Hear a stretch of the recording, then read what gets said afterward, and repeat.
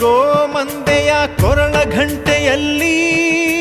ಮಂತ್ರಾಕ್ಷತೆ ಮಂಚಾಲಯ ಮಣ್ಣ ಕಣಗಳಲ್ಲಿ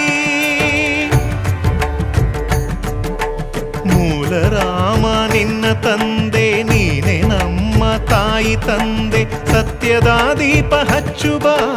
ಕರುಣೆಯ ಕಿರಣ ಚೆಲ್ಲುವ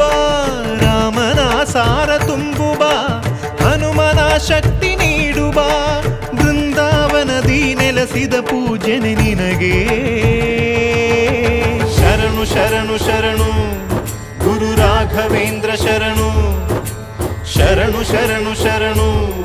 ಗುರು ಸಾರ್ವಭೌಮ ಶರಣು